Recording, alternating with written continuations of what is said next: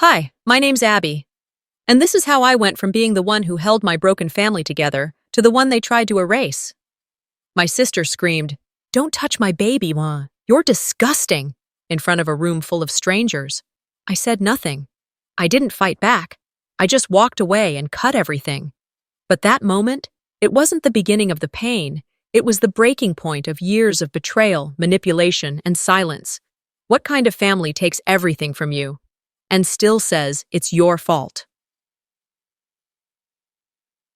The heat of the afternoon clung to my skin as I pulled into the parking lot of the community center.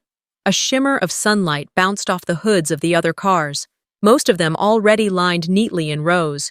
Minivans, sedans, SUVs with baby sunshades in the back windows. The kind of gathering where families posed for pictures in front of balloon arches, smiling like nothing ever broke between them. A pastel sign fluttered at the entrance. Evelyn's first birthday. Welcome. Soft blues, lilacs, and pinks surrounded the archway made of helium balloons. Children chased each other under the tents while their parents clustered in chatty groups, sipping iced tea and nibbling on cupcakes. The smell of catered food mixed with sun-warmed plastic chairs and the faint scent of roses planted nearby. Everything looked exactly as I'd imagined it during those months of planning calls, budget spreadsheets, and trips to the party store. Everything, except me. I stepped into the building, my sandals clicking softly on the linoleum floor, and scanned the registration board propped up on a wooden easel near the door. A long list of names filled the board in neat, cursive script. At first, I looked for mine alphabetically, expecting a simple thank you. Then I checked again, slower. Nothing. Not under the donation acknowledgements. Not listed as a sponsor. Not even in the small print that said, "With love and gratitude to our village." I clutched the paper gift bag a little tighter. Inside was a hand-sewn baby blanket I'd spent 3 evenings stitching by hand, and a copy of The Velveteen Rabbit, the book that had once brought me comfort when I was Evelyn's age. I had wrapped it with tissue paper that matched the balloon colors. I'd even included a handwritten card. I forced a breath and moved forward. The interior of the hall was filled with the gentle chaos of a family event. Laughter, the clink of plastic forks on paper plates, toddlers squealing as bubbles floated through the air. A DJ played children's songs just loud enough to cover awkward silences. My presence, however, silenced a few conversations. I noticed it in the way certain heads turned, in the way a few mothers, mid-sentence, paused to glance in my direction and then looked away too quickly. I told myself it was in my head, that it didn't matter. I walked past a table of cousins and their kids, people I had known since childhood. One of them, Maria, gave me a hesitant half-smile but said nothing. I returned it with a nod and kept moving. Near the buffet table, I spotted Seraphine. Her dark hair was styled in perfect soft curls, a lavender ribbon around her waist matching Evelyn's headband. She looked composed, content. She sat beside her daughter's high chair, cutting small bites of fruit for her with the precision of someone trying to perform motherhood for an audience. I approached slowly, each step measured. My heart beat louder with every inch I closed. I stopped at the edge of the table, smiled, and bent slightly toward Evelyn. "Happy birthday, sweet one," I said gently, holding out the gift bag. I extended a hand, not to hold her, just to touch her tiny palm, just a moment of connection. That was when Seraphine snapped. With a swift motion, she scooped Evelyn into her lap, clutching her as if I had lunged with a weapon instead of love. Her face twisted into something feral, disgusted. "Don't touch my baby and you're disgusting," she hissed, voice sharp and cold and loud enough to halt half the room. The words cut through the music and laughter like broken glass dragging across linoleum. I didn't react. I couldn't. My hand remained frozen mid-air. My breath caught. Around us, silence spread like spilled ink. A fork clattered to the floor. Someone coughed. A child asked a question, then hushed by a parent too stunned to answer. Disgusting. The word rang in my ears like a bell. I looked at Evelyn, now fussing in her mother's arms. I looked at Seraphine, my sister, the one I once held as a child after nightmares, the one whose emergency calls I always answered, even when I had meetings, even when I was sick, even when she had already disappointed me more times than I could count. I gently placed the gift on the table. No words, no protest. Just that. Then I turned and walked away. Not fast, not with drama. Just away. Each step toward the exit felt like shedding another layer of betrayal, another piece of the illusion that I belonged in that room. I passed a pair of teens taking selfies in front of the balloon arch. One of them looked at me, confused. I kept walking. Outside, the air hit cooler, less sweet, less heavy. I found a shaded spot by the side of the building where the paint had started to peel near the base and leaned my back against the wall. I let my head fall forward, the sun warming my hair, my eyes brimming with tears that refused to fall at first. Eventually, they did. Not sobs, not wails, just the quiet release of a soul finally breaking its silence. How did we get here? 2 years ago, Seraphine had stood on my doorstep, eyes red, baby bump hidden beneath a too thin coat. Her husband had just left. She had no job. No savings. She cried for 2 hours on my couch. I had made her tea. I had offered solutions. In the end, I did what I always did. I fixed it. I bought the house. Her name was on the deed. I paid for the inspection, repairs, insurance. When she said she needed stability for Evelyn, I signed over my share because she looked me in the eyes and said, "Please, I can't raise a child without a home." I believed her. I believed that family, at its core, meant safety, that love meant sacrifice. But what I learned today was that sometimes love offered becomes a ledger to be erased, sacrifice becomes expected, kindness becomes weakness, and family becomes the rope they hang you with when they want to celebrate without you. I straightened up, wiped my face. Something hardened inside me, not bitterness, not revenge, but clarity. That moment at the table wasn't just a public humiliation, it was a declaration. I no longer existed in her world, except as a threat, an eyesore, a shame. So I made my own declaration, no more funding my own erasure, no more quiet nods and polite absences. From this moment on, my silence would not be submission. It would be choice. It would be armor. And it would cut deeper than words ever could. I walked to my car with nothing in my hands. Not the gift bag. Not my sister's guilt. Just my name, my breath, and the slow forming of a new boundary. They may have erased me from the program, but I would never again erase myself. Because now I knew, being family doesn't mean being disposable. After that day at the community center, I stopped answering Seraphine's texts.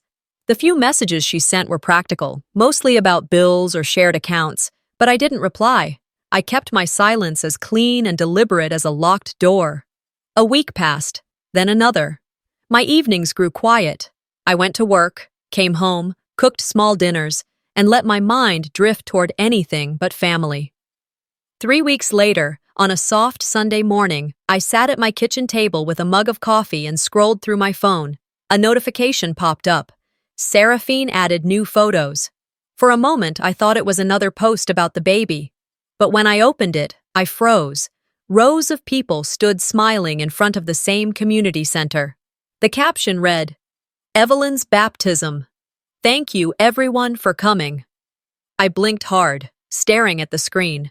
The same banners, same tables, same pastel decorations I had bought months ago. My name wasn't anywhere, again. The post had more than 100 likes. And even our aunt had commented, "What a beautiful family." My stomach turned. She hadn't invited me, not even a message. I scrolled through the album slowly. My father was there, wearing the blue suit I'd given him for Christmas. My cousins, my nieces, even a few old family friends. The same people who had witnessed my humiliation now smiled as if nothing had happened, as if I had never existed. Then I noticed something smaller, meaner. In one of the pictures, a long table shot with framed family photos as decoration. Every photo included Seraphine, her ex-husband, her child, and our parents. But every single frame that had once included me was different. Cropped. Replaced. In one, Our mother's wedding picture was trimmed so that half of my face was gone. Another photo, from a family trip to Lake Tahoe, now showed only Seraphine and Dad. My image was literally sliced out of memory. I zoomed in, just to be sure. The edges of the crop were uneven, the background color mismatched. It wasn't accidental. She had done it on purpose. I set the phone down slowly. The room felt smaller, quieter, even though the dishwasher hummed behind me. So that's what I had become, an inconvenience to be edited out. When we were little, I was always the quiet one, the helper. Seraphine was the one who performed. Talent shows, choir solos, debate club. Mom used to smile and say, "Let her shine, Abby. You're the steady one." Back then, I believed that being steady meant being loved, but standing in my kitchen that morning, watching the phone screen dim, I realized how wrong I'd been. Steady doesn't mean loved, it just means forgotten first. I remembered a summer afternoon years ago. Seraphine had come home from college in tears because she'd failed a class. Mom gathered us both in the kitchen, holding Seraphine like a fragile glass ornament. I'd stood there washing dishes. Mom turned to me and whispered, "Don't say anything. She's had a hard week." So I didn't. I didn't say anything that time, or any time after. Now, decades later, the silence I had built out of love had become a weapon against me. Scrolling further, I saw the post's comment section. Someone asked, "Where's your sister?" Seraphine replied, "Oh, she couldn't make it. She's been busy." Busy. That's what she wrote. I laughed under my breath, one of those bitter, humorless laughs that hurt more than crying. The rest of the day moved in slow motion. I couldn't focus on work emails or laundry or the errands I'd planned. My thoughts circled the same truth. They didn't forget me. They erased me. I took a long walk through McKinley Park that evening. Families picnicked on the grass, kids tossed frisbees, an older couple fed ducks by the pond. I walked past them all, thinking how simple belonging looked from the outside. My phone buzzed again, another notification. Another photo of Seraphine and the baby, this time at the church altar. Her caption read, "So grateful for my loving family." I stopped walking. For the first time, I felt the anger beneath the sadness, hot, sharp, clean. I thought of all the times I'd babysat when she needed to go out, the times I'd paid her overdue bills, the nights I'd stayed on the phone when her marriage was falling apart. I'd been her safety net, invisible until she didn't need me anymore. Standing by the park bench, I whispered to myself, "She wants me gone. Fine, let her see what gone really looks like." The sun slipped behind the trees, leaving a copper glow across the grass. I went home, washed my face, and opened my laptop. I scrolled through my photo library. There were hundreds of pictures, birthdays, weddings, Christmas dinners, all showing me smiling beside people who never really saw me. One by one, I dragged them into a new folder titled Archive. I didn't delete them, but I moved them away. It felt strange, but freeing. For the first time, I was the one doing the erasing. Later that night, I poured a glass of wine and sat on the couch. I thought about Mom's words, about how Seraphine had always needed the spotlight. Maybe that was true, but what happens when the spotlight burns everyone else? I realized this wasn't new. This was just the latest version of the same story. The Christmas when my gift was replaced by hers. The graduation party where she took credit for planning. The job interview she ruined by calling me needy in front of my old boss. The patterns had always been there. I had just been too loyal to see them. The next morning, I woke early, made coffee, and decided not to check Facebook again. Let them have their pictures, their fake smiles, their curated version of family. I wanted no part of it. I walked to the window and watched a neighbor teaching her little boy to ride a bike. He fell once, twice, then got back up, grinning. I smiled faintly. Maybe that was what I was doing, learning balance after falling too many times. For years, I believed keeping peace meant keeping quiet. Now I knew better. Peace built on silence isn't peace at all. It's surrender. The sun rose higher, washing the room in soft gold. I picked up my phone one last time and deleted the app. I didn't want their world bleeding into mine anymore. But as the screen went dark, I knew this wasn't over. Families don't just forget, they test how far they can go. and mine had just started. But nothing prepared me for what came next, not even the years of silence I had already swallowed. 2 months had passed since I deleted the app. Life had grown quiet, eerily so. I filled the silence with long shifts at the hospital and late-night drives past the river, letting the hum of nothing wrap around me like a thin blanket. The distance from my family no longer felt like punishment. It felt like peace. Hollow, yes, but better than hope. That morning began like most others. The hallways of the hospital buzzed with fluorescent light and the faint smell of coffee and antiseptic. I was charting vitals when Jenna from pediatrics wandered over during her lunch break. "Hey, Abby," she said, glancing at her phone. "I didn't know your sister could write like this." The eulogy was honestly beautiful. I blinked. "Eulogy?" Jenna looked up. "Yeah, for your mom. She passed? I saw it on Facebook. Seraphine posted it yesterday. There were tons of comments." My pen dropped to the floor. "What do you mean, eulogy?" Jenna's face changed immediately, her voice cautious. "You didn't know?" I shook my head. Around me, the hospital faded, the beeping monitors, the shuffling nurses, even the hum of the AC. Everything dulled. "She died?" I asked, barely above a whisper. She nodded slowly. "It said the funeral was Saturday." I couldn't feel my feet. My hands gripped the edge of the desk like it was the only thing anchoring me to the ground. I left without saying another word. In the break room, I fumbled for my phone. I called Dad first. Voicemail. Then Aunt Maggie. No answer. I texted Ellie. "Is it true about Mom?" The message stayed delivered, never read. Finally, I called the old neighbor from my parents' block. She answered after 2 rings. "Oh, honey," she sighed. "I thought you were out of town. The service was beautiful. Your sister gave the most touching speech. So many flowers." My mouth went dry. "When?" "Saturday. St. Bridget's." "I wasn't told," I said, my voice cracking. A long silence. Then, "Oh, Abby, I'm so sorry." I don't know how, but I knew. They hadn't forgotten. They had chosen not to tell me. That night after work, I drove home in silence. I parked the car but didn't move for almost an hour. When I finally walked into my apartment, it felt colder than usual.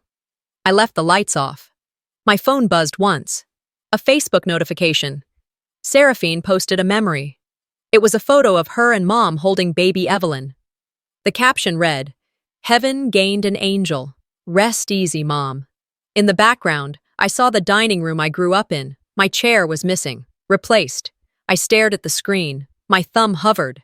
Then I closed the app. The next few days blurred. I took leave from the hospital. I cleaned everything, floors, grout, the insides of cupboards, anything to keep from falling apart. Grief has a strange way of turning into obsession.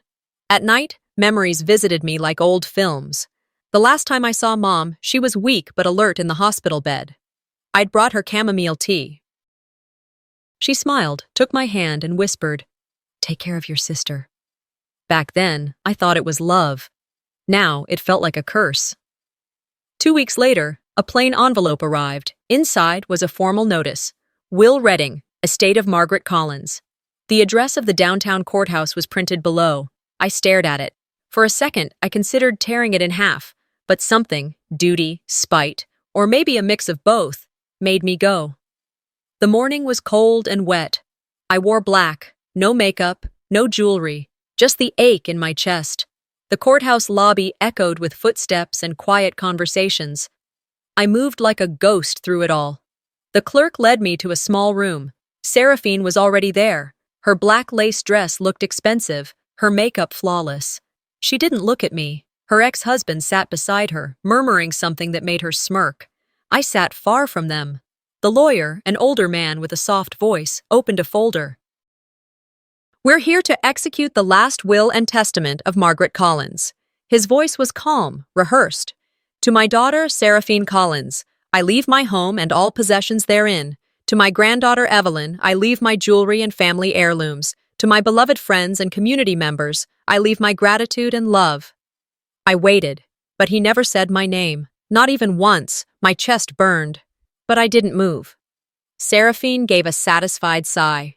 "Thank you, Mr. Harris." He nodded. "That concludes the reading." She stood, adjusted her coat, and finally looked at me. "I didn't know if you'd come," she said with faux sweetness. "Mom wanted things simple." "Simple," I echoed, my voice hollow. "Don't make this harder than it needs to be. Mom made her choices." I stared at her. "Did you ever respect her? Or anyone?" She smiled tightly. "You always twist things. Maybe this is why she didn't what?" I asked. "Didn't trust you." I didn't flinch. I just stood and left. The rain had worsened. I had no umbrella. It didn't matter. I let the cold water wash over me, let it sting, let it numb. On the steps of the courthouse, I whispered to the sky, "You deserved better, Mom. And maybe I did too." I sat in my car until the windows fogged and the world blurred. A quiet decision formed inside me. Silence had taken too much. It would take nothing else. Because I didn't just lose my mother that week. I lost the last person who remembered I existed. After the will reading, I withdrew from everything for a while. Work was the only thing that still felt predictable. My shifts stretched into double ones. I volunteered for overnights just so I wouldn't have to think. But grief doesn't disappear. It waits, patient and quiet, until the night you finally stop running. That night, I couldn't sleep. The apartment was dim, except for the yellow light from the kitchen lamp. A mug of cold coffee sat next to my laptop, untouched. I had started scrolling through my messages, half out of boredom, half out of habit, when a red live bubble popped up on my screen. Seraphine Collins is live. For a moment, I hesitated. I told myself not to click it, but curiosity, or maybe the kind of self-punishment that comes with betrayal, won. I clicked. Her face filled the screen, flawless under the glow of her ring light. She sat on a beige couch, holding Evelyn in her arms. Her voice trembled, the kind of tremble practiced from experience. "Family doesn't always mean love," she said, eyes glistening. "Sometimes the people closest to you hurt you the most." My stomach tightened. She sighed dramatically. "I've never said this publicly, but my sister, Abby, she's always been controlling. Manipulative. When Mom was sick, she used her money to guilt me. She even threatened to stop helping if I didn't do things her way." The chat exploded with sympathy emojis and comments like, "You're so strong, Mama." I felt the blood drain from my face. I wanted to scream, "You're lying!" But my throat locked. The cursor blinked in front of me, taunting. I couldn't move. I just sat there, listening as she rewrote history with a trembling voice and perfectly timed sniffles. Then she said something that made my jaw clench. She lifted a small bracelet toward the camera, a silver charm bracelet with the baby's name engraved. I'd bought it myself, weeks before the baptism. It had cost me half a paycheck. Seraphine smiled softly at the screen. "This," she said, "was a gift I got for Evelyn's baptism. It means a lot. Reminds me that no matter what happens, a mother's love always wins." The comments poured in. "You're amazing. Beautiful story. You deserve peace." It felt like watching someone steal not just your words, but your worth. I closed the laptop, but her voice still echoed in my head. Every syllable was a needle. I stood up, pacing the room, trying to breathe through the fury. My hands shook so badly I nearly dropped my cup. After everything she'd done, after erasing me from photos, after locking me out of Mom's funeral, she still found new ways to humiliate me, and people believed her. My chest tightened until it hurt. I threw my phone onto the couch, then pressed both hands to my face. Years of silence had been my armor, but now it was turning into a noose. I sat down slowly and tried to steady my breath. The refrigerator hummed. The city outside was quiet, muffled by fog. I thought of Mom again, her voice, frail but firm. "Take care of your sister." I laughed bitterly under my breath. "You never said how much that would cost me," I whispered. Then a memory surfaced, one I hadn't thought about in years. We were 16 and 19 then. Seraphine had just gotten her driver's license, and we borrowed Dad's old truck for a weekend trip. We sang along to country songs, laughing off-key, sharing fries from a greasy paper bag. Later that night, she'd cried about feeling invisible at school. I'd hugged her and said, "You're not invisible. You're my sister. That's enough." Funny how time changes the weight of words. Now, watching her twist everything we'd shared into ammunition, I realized she didn't just want attention, she wanted ownership. Ownership of the story, of the family, of the truth. The next morning, I opened my laptop again. The live stream had gone viral overnight, thousands of views, hundreds of comments. People were calling her an inspiration. Some even left messages like, "I can't believe what your sister did to you." I scrolled, heart pounding, until I saw one name that made me stop. Dad. He'd commented a single heart emoji. That small red heart hurt more than any insult could. I closed the browser and leaned back, eyes burning. I realized then that silence wasn't dignity, it was permission. All this time, I thought staying quiet was taking the high road. But the high road just led me straight to nowhere, while she paved her own highway of lies. I picked up my phone, opened the message screen, and started typing. Then I stopped. I erased it. Instead, I pressed record. My voice shook at first, but I steadied it. "Seraphine," I said quietly, "I've never asked for credit. I've never corrected your lies. But don't confuse my silence for weakness. Do not cross me again." I hovered over the send button, then I deleted the voice memo. Text would be cleaner, less emotional. So I typed, "I've never asked for credit, but don't mistake my silence for weakness. Don't cross me again." I hit send. The message showed, "Read." No response. For the rest of the night, I sat by the window, watching the fog roll in over the streetlights. A cat darted across the sidewalk, tail flicking through the mist. Somewhere in the distance, a train passed, long and low, its horn echoing through the empty streets. I realized I wasn't shaking anymore. The anger had cooled into something else, something clearer. This wasn't about being the bigger person anymore. This was about not disappearing quietly. The next morning came without sound, just the faint hum of traffic drifting through my apartment window and the slow creak of the ceiling fan above my bed. I hadn't really slept. My mind had been replaying Seraphine's live stream, the lies, and that unreadable silence that followed my message. By the time the sun rose, I'd made a decision. I was done. I got up, brewed a pot of coffee, and stood in the middle of my living room, staring at the framed photos along the wall, birthdays, graduations, that one Christmas where everyone pretended to like each other. For years, those pictures had anchored me to a version of family that no longer existed. I started pulling them down one by one. The first photo was of Mom and me in front of the old house. I remembered that day, the scent of cut grass, the way Mom's eyes crinkled when she smiled. I slipped the photo from its frame and set it in a box. Then another, and another. Birthday cards, jewelry, her old silver locket, even the baby bracelet I'd given Evelyn, the one Seraphine claimed as her own. When I finished, the box was nearly full. I taped it shut, wrote on the side in thick black ink, "To Seraphine, for keeps."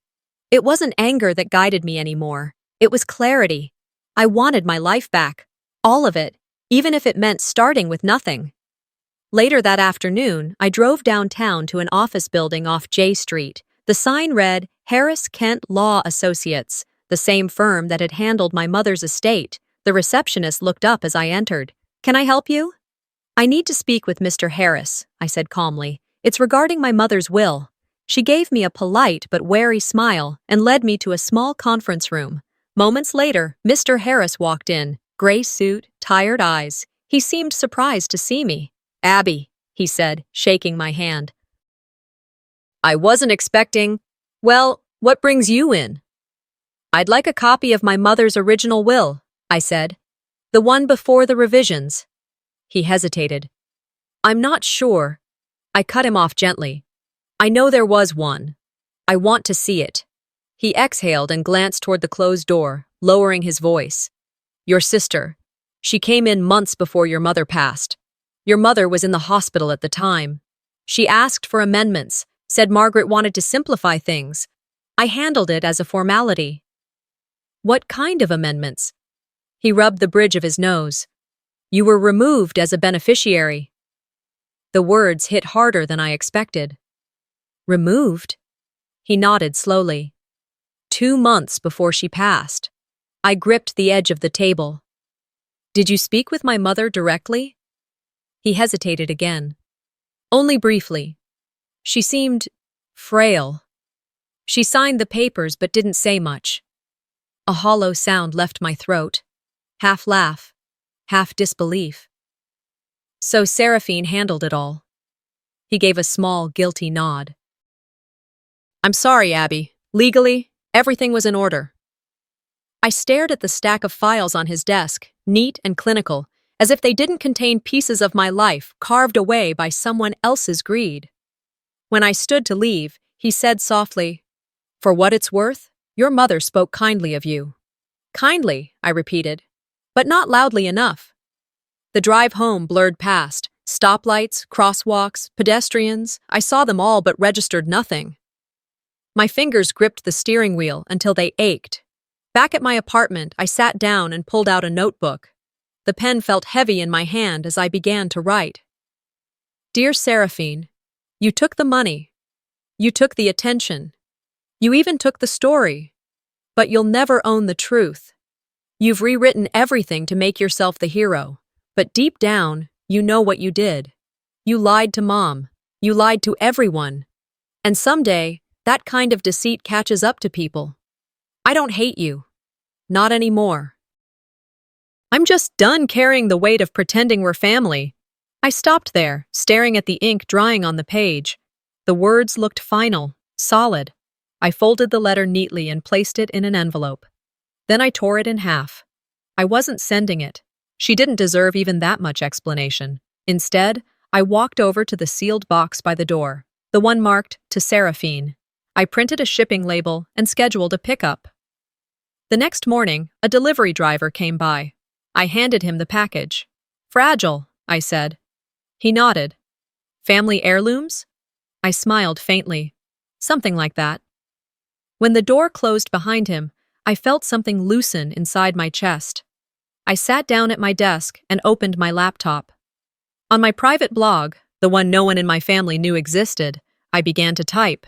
You can erase me from the pictures, but you can't erase what I've survived. Blood may connect us, but truth defines us, and mine doesn't need their permission anymore. I hit publish. The words appeared on the screen in clean black text. Simple, honest, mine. I scrolled through my phone next, opening my contacts list. One by one, I deleted every name tied to them. Dad, Aunt Maggie, even old family friends who'd quietly sided with Seraphine. Each swipe felt lighter, cleaner. When I was done, only a few numbers remained. Co-workers, neighbors, the mechanic who always remembered to check my oil. Real people, not ghosts of obligation. The evening sunlight spilled across my kitchen table. The apartment was silent, except for the ticking clock. I stood there, breathing it in. It didn't feel lonely. It felt clear. I made dinner. Nothing fancy, just pasta and a small glass of wine. I ate slowly, watching the light fade outside. For once, I didn't feel the urge to check my phone or refresh a feed. I was free in a way I hadn't been in years. Before going to bed, I looked at the empty wall where the family photos had hung. It looked bare, but somehow right. The space was waiting for something new, something real. I whispered quietly to the room. I don't need them to see me anymore. I see myself. And I did. When I turned off the light and crawled into bed, there was no sadness left, just the quiet rhythm of starting over. I didn't slam the door. I just walked away and never looked back. By the time morning light seeped through the blinds, something inside me had settled. Not resignation, but resolve, the kind that doesn't come with trumpets or tears, but with stillness, with acceptance, with boundaries drawn like quiet fences around a reclaimed piece of self. The box had been shipped 2 days earlier, its contents wrapped with careful indifference. The letter, half written, half felt, still sat in my drawer, unsent. Maybe it always would be. Not everything broken needs to be explained. Not every silence needs to be filled. I made coffee. I checked my emails. I fed the cat. The ordinary motions of life resumed, but this time with intention. The apartment was quiet, but it didn't echo anymore. The silence no longer felt like absence, it felt like space. Mine. 2 weeks had passed since I stood before that wall of family photos and chose to turn away. That blankness on the wall used to feel like something missing, but now it felt like something new. A mirror, maybe. One that showed me, not the versions of me reflected in their expectations, but the one who remained after they all left. I grabbed my keys and headed downtown. The city was alive in its own rhythm. Horns, crosswalks, people rushing nowhere. But I wasn't rushing. I walked into Harris Kent Law Associates with a steady pace, a plain manila folder in hand, years of forgotten evidence, buried truths, and quiet documentation. The receptionist looked up. She nodded. She remembered me. Security waved me through. The building smelled like polished floors, overbrewed coffee, and old paper. Familiar. Cold. Mr. Harris sat at his desk when I entered. He looked older than before, though maybe it was just the weight of time and cases. "I have documents," I said without sitting. My voice was calm. "I'm reopening my mother's estate. I want to see the original will, the one you witnessed, not the one Seraphine submitted." He blinked, then leaned back slowly. "Abby, please, just look." I placed the folder on the desk and opened it. Inside, old bank statements with my name on the transactions, email threads between Mom and me discussing property titles, photocopies of a will, an earlier draft I had hidden inside one of Mom's recipe books, a note in her handwriting. "Make it fair." Mr. Harris skimmed, then slowed, his brow furrowed. "These are serious," he said. I nodded. And I believe the final version was signed under emotional pressure, maybe more. The notary worked for the hospital, yes, but Seraphine had private access, and no staff present when the signature was made. He rubbed his chin. "Undue influence. It's possible. I'll need to request notary logs, visitor records, compare signatures, confirm document dates." The legal wheels turned, but so did something deeper. Validation. Finally, someone saw what I saw.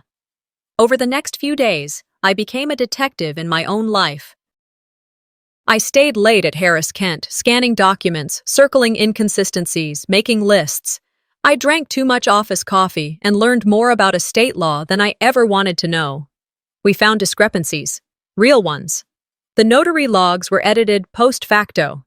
The hospital visitor records had been amended. But the original backups showed Seraphine had been alone with Mom for over 3 hours that day. And the earlier drafts of the will included me. Generously. The final one. Not a cent. One night I texted Seraphine's fiancé. A simple line. "Did you know what she did?" No response. I tried calling her the next day. Straight to voicemail. That silence? It wasn't a surprise anymore. Just confirmation. Later that evening, I sat on my laptop and pulled up the city property database, searched the house Seraphine had moved into. It was in her name alone, but I dug deeper, and there it was. 72% of mortgage payments had come from a joint account I once used. Mine. I didn't get angry, I just got moving. The next morning, I met with Miss Ramirez, my bank's property specialist. I laid out the papers like puzzle pieces. "I want out," I said. "Out of all co-ownership. Any stake tied to her name, I want it dissolved. I'm not claiming what's mine anymore. I'm releasing it. Let her carry the weight." She looked surprised, even concerned. "Are you sure?" "I've never been more sure." Within 2 hours, I signed the necessary documents. 3 properties once tied to both our names were now hers, and hers alone. She could have them, and the bills that came with them. I went home. I didn't text her. I didn't call. Instead, I waited. Sure enough, 15 minutes after the title transfer confirmation hit her inbox, my phone lit up. Her name flashed. I watched it ring from across the room. I didn't answer. Instead, I picked up the last few empty photo frames I had stored in a drawer. I wiped them clean, then then began filling the wall again, not with echoes of family gatherings or hollow smiles, but with pieces of me. Hiking a red rock trail in Utah, holding a book to my chest under autumn trees, smiling, just slightly, in a grainy black and white selfie outside a train station in Vienna. I left one frame blank, not out of grief, but as a mark of space, a space I wouldn't fill with noise again. I touched it gently. "Maybe someday I'll forgive," I whispered, "but not today." There was no dramatic thunder outside, no cinematic closure, just the soft hum of life continuing. That evening, I made dinner, lemon pasta and roasted vegetables. I ate quietly, no calls, no alerts, no new betrayals waiting on the screen. The silence was full, not empty. I went to bed, and for the first time in what felt like years, I slept deeply. No dreams of courtrooms, no memories of arguments, no flashbacks of erasure, only peace. She erased me from her world. But now, I've erased her from mine, and the only face left in the frame is mine. The following month unfolded with an eerie calm. Sacramento had already moved into early summer. Heat shimmered off the sidewalks, and the scent of blooming jacarandas floated through the air. I woke up that morning, made myself breakfast, and opened my laptop like any other day. I wasn't expecting headlines, but there it was. Wellness Fund founder under investigation for misuse of donations. I blinked, rereading it. The photo beneath the headline showed Seraphine in one of her signature beige dresses, smiling that carefully curated smile. The article mentioned anonymous whistleblowers, misallocated funds, falsified expense reports. My coffee went cold in my hands. Her charity, the Wellness Fund for Women and Families, was something I had quietly helped her start years ago. I'd given her the seed money, written the first donor email drafts, even designed the original logo on my kitchen table. She'd once promised me, "I'll make it something we can both be proud of." Now it was unraveling in public view. My phone buzzed. A coworker texted, "Hey, isn't this your sister? Wild story." I typed back, "Yeah, I saw," and nothing else. That afternoon, I watched as the news spread across local stations, anchors using words like embezzlement and investigation with the casual rhythm of professionals who didn't know what those words meant to the people involved. Part of me wanted to look away. Another part wanted to watch every frame. By the next morning, the whispers online had turned into a storm. Anonymous posts began surfacing on Reddit and Facebook, claiming they'd seen irregularities in her financial reports, trips labeled charity outreach that looked suspiciously like personal vacations, gift invoices that didn't match donation receipts. Then came a message from someone I didn't recognize. "Hi, Abby. I used to volunteer for your sister's foundation. I think you should see this." Attached were screenshots, expense reports, timestamps, even her PayPal transfers, all under Seraphine's name, all showing money funneled to accounts that weren't registered with the charity. I sat still, staring at them, feeling something deep in my stomach shift. Not joy, not revenge, just confirmation. Everything she had built, she'd built on lies. For years, she'd used me as her quiet foundation. Now, her own foundation was cracking. I opened my phone's gallery, scrolling through old recordings. There it was, the one I'd forgotten about until now. A voice memo from over a year ago. It started with her laugh, sharp, cutting. Then came her words. "Don't touch my baby, you're disgusting." I'd recorded it that day without knowing why. Maybe part of me already suspected I'd need proof someday. Proof of how easily she could turn cruelty into performance. I replayed the clip once, then again. My pulse stayed steady. By evening, the story had hit national tabloids. Local philanthropist accused of financial misconduct. Her public Facebook page was flooded with comments, some in defense, some demanding answers. And that's when I decided to stop being invisible. I uploaded the audio clip, just 30 seconds long, no caption, no explanation, just truth. Within an hour, it had been shared across platforms: Facebook, TikTok, YouTube Shorts. Someone added subtitles. Another spliced it next to her crying face from an old live stream. The internet didn't wait for context. It never does. Comments poured in like a flood. So this is who she really is? That poor sister. Karma came knocking. Hashtags began trending. Hashtag justice for Abby and hashtag the real story.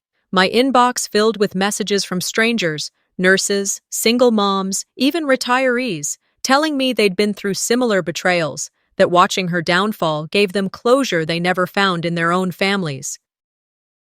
And then came one message that nearly broke me. Your mom would be proud you finally spoke up. I didn't know who sent it, but I believed them. Days later, major donors pulled their support from the foundation. The charity board announced an internal audit. Seraphine posted a shaky Instagram video, sitting on her couch, mascara running. She said, "People are spreading lies about me. I've done nothing wrong. You all know my heart." Her voice cracked on cue. The comments, once overflowing with hearts, now filled with skepticism. Show the receipts. What about your sister? You used her name, didn't you? For the first time, I didn't feel small. I didn't feel erased. I sat by my window again, the same one where I'd once cried after she'd humiliated me. This time, I felt calm. I wasn't gloating. I was watching truth do what I never could: speak loudly. Later that week, the local paper updated its headline: Charity founder suspended pending audit results. It was over. She tried calling, twice. The second time, she left a voicemail. I didn't listen. I deleted it. That night, I poured myself a glass of wine and watched the city lights flicker outside. I thought about all the years I spent keeping peace, holding back, making excuses for her. Every time I'd told myself, she's still family, but family doesn't forge your mother's will. Family doesn't steal your story and call it their own. She had played dirty, but I'd played smarter. As I sat there, I realized something else too. I hadn't needed to destroy her. She did that herself. All I had done was tell the truth. And the truth, once freed, did what truth always does. It found its own way to justice. The next morning, I took a walk downtown. The air was crisp, sunlight cutting through the haze. People hurried past me with coffee cups and headphones, living their ordinary lives. I felt part of that world again, not trapped in the shadow of her chaos. When I returned home, I placed my phone on the counter and didn't check it for hours. I didn't need to. The silence that used to haunt me now felt earned. I thought of Mom again, her hands, her eyes, her voice telling me to take care of your sister. Maybe I had, in my own way, by finally setting her free from the lies she built. As the sun dipped below the skyline, I looked at my reflection in the window, faint but steady. She built a tower out of my silence, I whispered. And now, every brick is falling. I had finally learned how to sleep without bracing for betrayal, without rehearsing comebacks in the dark. Most mornings, I welcomed the quiet hum of a life finally untouched by them. But this morning, something shifted. I couldn't name it, just a tightness in my chest, like the wind was about to change. Then I saw the message. It was from Marcus, my cousin, the quiet observer in the family, the one who never chose sides but always noticed everything. Just 6 words. Dad, put your photo back up. I stared at the screen, blinked, read it again. He didn't call, didn't ask to talk. No dramatic reconciliation or carefully drafted apology. Just a silent gesture in the shape of a wooden frame and an old photo. My photo. I left the apartment without brushing my hair. The air outside was cool and dry, typical for mid-autumn in Sacramento. The wind carried the scent of distant fireplaces, damp leaves, and the ghost of endings. I didn't bring flowers. I didn't bring expectations. Just keys and a cautious heart. As I approached my father's house, I didn't pull into the driveway. I parked 3 houses down, as if some part of me still wasn't ready to be seen. I sat in the car for a moment, hands gripping the steering wheel, waiting for clarity that wouldn't come. The house looked the same. Trim bushes, faded red door, the wind chattered through the branches of the oak tree out front. Nothing shouted forgiveness, or even acknowledgement. But then, there it was. Through the front window, just past the entryway. My photo, on the mantel, above the fireplace. The same smile I wore at 15, half laughing, sun-kissed hair, hand locked in Mom's. She looked tired in that picture, but happy. She hadn't yet learned to flinch at silence. The frame was new, a dark-stained walnut, carved edges. Someone had chosen it deliberately. I didn't go inside. I simply walked up to the window and stood in the chilled light, the reflection of my older self superimposed over the girl in the photo. I pressed my hand gently to the glass. It didn't fix everything, but it moved something inside me. When I returned home, I didn't cry. I didn't rage. I sat down at my desk and opened my laptop. I had learned too much about silence, how it corrodes, how it hides rot in beautiful rooms. Today, I would speak, not to start a war, not to reclaim lost ground, but to leave something behind that might outlive the noise. I pressed record. "Evelyn," I began, my voice steady but raw. "Maybe one day, you'll go looking for pieces. And if you do, I want this to be one of them." I paused, choosing my next words carefully. Not for me, for her. I helped your mother through nights when her mind shattered and rebuilt itself 100 times. I picked up the medicine. I cleaned the glass after one of her episodes. I held her hand and reminded her she wasn't broken. I loved her in the dark, even when she couldn't see it. A breath. I never asked for credit. I didn't tell you the truth to hurt you. I told you because someday you'll wonder why people act the way they do, and I hope you'll have more than one version of the story. I didn't say Seraphine's name. I didn't need to. I'm not asking you to forgive me. I'm not even asking you to understand. Just let this live somewhere in your memory. That's all. I saved the file, titled it simply, For Evelyn, October. I didn't upload it. I didn't post or tag or tweet. Instead, I sent it to Aunt Maggie, our family's only true neutral, the kind of woman who wore silence like a robe, but kept receipts in her nightstand. If Evelyn was meant to see it, she would. Afterward, I stood. My body felt light, but my skin burned from the vulnerability. Still, I didn't retreat. I walked to my phone and blocked Seraphine. Every account. Every platform. Every app. No more backdoors into my life. No more viral posts. No more subtle digs cloaked in passive-aggressive emojis. I was done offering my energy to someone who feasted on chaos and painted it as concern. Then, I reached for my journal. I wrote one line in steady ink.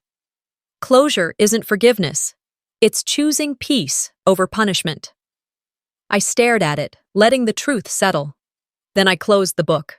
The room was quiet, the hum of the air conditioning, the distant murmur of traffic outside, the soft, irregular rhythm of my heart, finally speaking in a voice that sounded like mine. For a moment, I let my mind drift, to Mom, to her laugh, to her pain, to the way she used to hum old jazz records when she thought no one was listening. I thought of the woman who tried and failed and tried again. I thought of the weight she carried and the silence she passed down like an heirloom. And I thought of Seraphine. Of the empire she built out of denial and carefully crafted posts. I saw it beginning to crumble, not with a bang, but with a quiet lack of attention. No likes, no shares, just silence, echoing. I didn't need to be invited back. I didn't need an apology. I didn't need a parade. All I needed, truly, was that photo on the mantel, that wordless recognition that I had been there, that I had mattered. And today, I did. Morning light spilled across my new apartment like a soft breath of relief. The place was smaller than before, one bedroom, a balcony overlooking an oak-lined street. But it was completely mine. The hum of the fridge, the faint rustle of the curtains, even the uneven floorboards. It all belonged to me. I didn't wake up to echoes of betrayal anymore. I woke up to quiet, to air that didn't carry anyone else's chaos.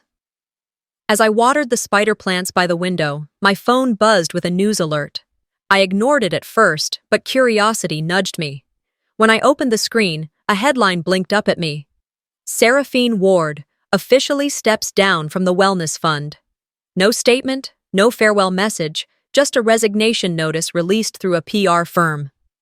I stared at the words for a long time, feeling nothing dramatic, no victory, no vengeance, just a hollow kind of understanding. Her fall had been inevitable. She'd built her image on borrowed truth. It was only a matter of time before gravity did its job. I set the phone down, took a slow sip of my coffee, and smiled faintly. "So it's done," I whispered. The words didn't need an audience. Later that afternoon, as the sunlight began to fade, a memory surfaced. A flash from before everything had collapsed. Months before Mom passed, before the will was tampered with, before I knew I was being erased. I was sitting in a modest office in Midtown Sacramento, across from a young attorney with an earnest expression. Her name was Rachel. I remembered the scent of her peppermint tea and the way her pen tapped lightly as she listened. "I don't think my sister's being honest about our mother's estate," I'd said quietly. "Nothing official's changed yet, but I can feel something's coming." Rachel leaned forward, her tone steady. "Then let's make sure you're protected before it does." That was the day I started documenting everything. Emails, receipts, photos of signed drafts. I didn't realize it then, but that small act of self-defense would become my lifeline later on. Back then, I still believed families fixed themselves if you just loved hard enough. Now, I knew love without boundaries wasn't love. It was surrender. A week after Seraphine's resignation, my cousin Marcus called again. "Hey," he said, voice hesitant. "I went over to Dad's to help him clean out the drawers in the den. You might want to hear this." I felt my stomach tighten. "What happened?" "We found something. An old letter. Your handwriting." I sat down slowly. "A letter?" "Yeah, must have been years ago. You left it in one of the kitchen drawers behind the recipes. He read it, Abby. He cried." My throat went dry. "What did it say?" Marcus hesitated. "I think you should hear it in your own words." He read it aloud, voice soft, careful. "If you ever wonder why I'm gone, it's because I finally chose myself, not out of anger, not to punish anyone, but because staying quiet was killing me one small piece at a time." There was a pause, just the faint hum of static between us. "He just sat there," Marcus continued, folding the letter over and over. "He didn't speak. But Abby, I think he finally gets it." When we hung up, I sat in silence. Tears didn't come, not out of numbness, but because I didn't need them. That version of me, the one who'd written that letter, had already cried enough for both of us. That night, I journaled. I'd made it a ritual, 5 minutes of truth before bed. No filters, no self-pity. "I don't hate her," I wrote, "but I will never go back to being the sister she can rewrite. I will not be her mirror anymore." I stared at the words, letting their meaning settle in. It wasn't bitterness that guided my pen now. It was clarity. The kind that only comes after the dust settles, after you've seen how much damage silence can do. Sometimes people think healing means reconnection. It doesn't.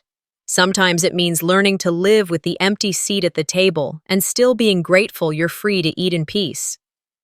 I closed the notebook and looked around the apartment. There was life here now. Potted plants, framed prints, my mother's old quilt draped over the couch. The walls weren't filled with memories of who I used to be. They reflected the woman I'd become. 2 weeks later, I received an unexpected email from a women's legal empowerment group in San Francisco. They'd seen my story, how I handled the estate dispute, the media storm, the public fallout, and asked if I'd speak at their seminar. I reread the message 3 times, smiling softly. They wanted me to talk about dignity, about standing your ground when the world tells you to be quiet, about surviving family betrayal without letting it turn you cruel. I thought about it for a day before replying. "Yes," I wrote, "I'll do it." The seminar was small, 50 women, mostly in their 40s and 50s, all carrying their own quiet wars. I stood behind the podium, the microphone humming faintly, and felt a strange calm spread through me. "I'm not a lawyer," I began, "and I'm not a saint. I'm just someone who learned what happens when silence becomes survival instead of peace." I looked around the room, faces nodding, some smiling, some teary. The strongest thing I ever did, I continued, was walk away with my dignity still mine. Applause filled the room, not wild, not loud, but warm, steady. It was the sound of people who understood. That night, after the seminar, I drove back to Sacramento. The city lights blurred against the windshield as I crossed the bridge over the river. I thought of Seraphine, not with anger, but with a distant tenderness. "I don't hate you," I whispered into the night, "but I'm not coming back." The skyline shimmered as I parked outside my apartment. I sat there for a long while, breathing in the stillness. She lost a sister. I lost a history. But I found myself, and that's the only reunion I ever needed. Sometimes, walking away isn't about anger. It's about choosing peace when love has turned into harm. This story isn't just about family betrayal. It's about rediscovering your worth when the people closest to you forget it. Have you ever had to choose yourself over family? Share your story in the comments. Someone out there might need to hear it. And don't forget to subscribe to the channel for more powerful, real-life family stories that speak to the heart.